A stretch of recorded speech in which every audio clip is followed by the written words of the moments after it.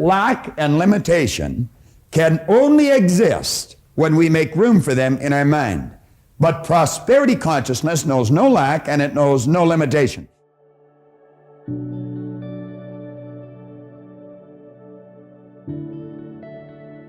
I want to suggest now that you really put on your thinking hat. Thinking is the highest function of which a human being is capable, and all the great leaders all down through history have been in complete and unanimous agreement that you and I become what we think about. Now play with that for a moment. It's a subject that is not taught in school. It's the highest function of which we're capable, and every great leader that has ever lived all told us that you and I become what we think about most of the time. Thinking is a skill which can be learned just as we learn skills such as typing and playing the piano. Few public schools offer courses devoted expressly to teaching thinking. Rather, we are expected to learn and teach thinking as a byproduct of learning mathematics, reading, science, history, trade, and so forth. The trouble is, we learn our thinking skills in bits and pieces, and we never put it together as an overall picture. Thus, we are unable to assess our own thinking skills or systematically teach the skill of thinking to others. Now, consider this for a moment. When you think in pictures. Check it out. I'm going to suggest that you think of the home you live in, and as you do, realize that an image of your home comes onto the screen of your mind. It's almost as if there's a screen running right through the center of our head, and the second we think of our home, the picture of the home comes onto the screen of our mind. Now I want to suggest that you think of your automobile. And the second you think of your automobile, the picture of the home is gone and the picture of the automobile is there. Think of your kitchen, your backyard. Think of where you work or go to school. And bang, bang, bang, just like that, the picture changes. We literally think in pictures. Now I'm going to suggest that you think of your mind. Now, when most people think of their mind, they get an image of the brain. And yet, you know, the brain is not the mind any more than the fingernail is. And paradoxically, the fingernail and the brain is the mind. You see, mind is an activity, and body is the manifestation of that activity. The body is really nothing but an instrument of the mind. Your brain is comprised of hundreds of thousands of cells. Into these cells, we impregnate pictures or images. And as we think, we activate that particular group of brain cells, and the picture that's in them flashes on the screen of the mind. Now, when you think of yourself and you think of money, what kind of a picture do you get?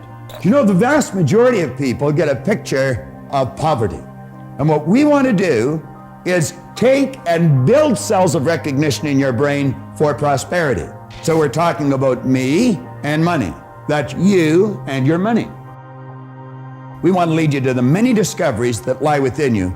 And we're going to do that through the repetition of prosperous ideas. What we're going to do is tell you one thing 10,000 times and 10,000 different ways. And we're going to cause pictures to fly on the screen of your mind until you get a clear picture of greatness and prosperity locked up within you, because that's what they're, regardless of whether you understand that or not. Now, we're suggesting that you start to see money. Whenever you think of money, see this stuff as an obedient, diligent servant. You're the master, it's the servant. And don't ever get that equation reversed, or you're going to find yourself in very, very deep trouble.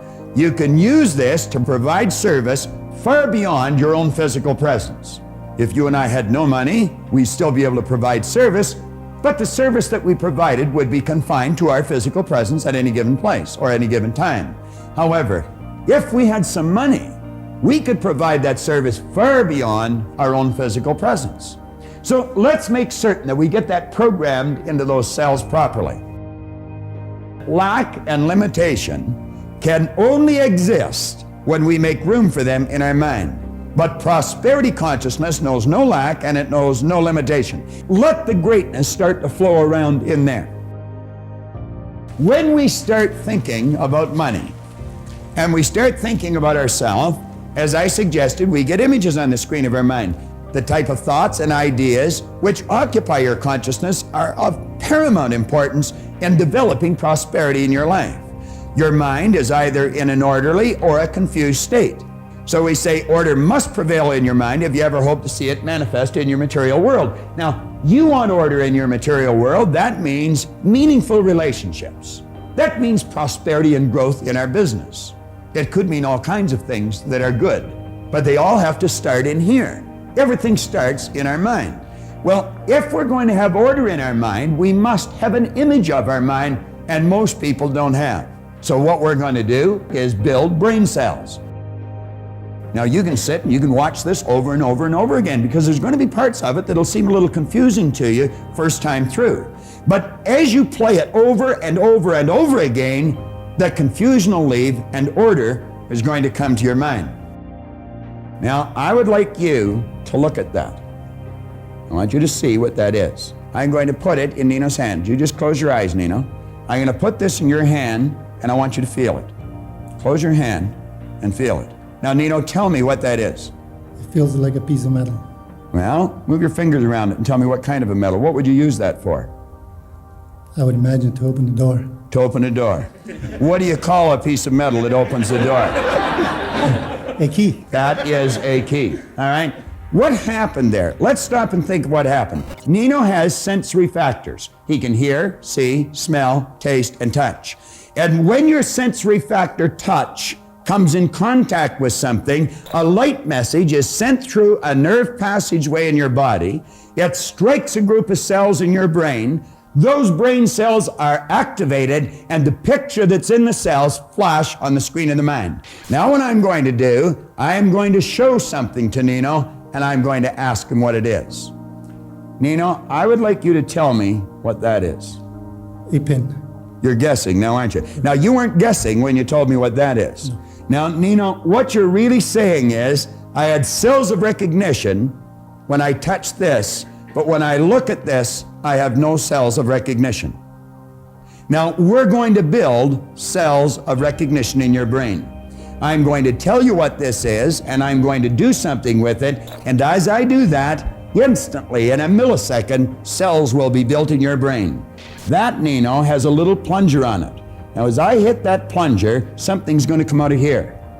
You see that? That is a toothpick, Nino. And we just built some brain cells. You and I must have an image of our mind. Without an image, we have confusion. So that's very, very important.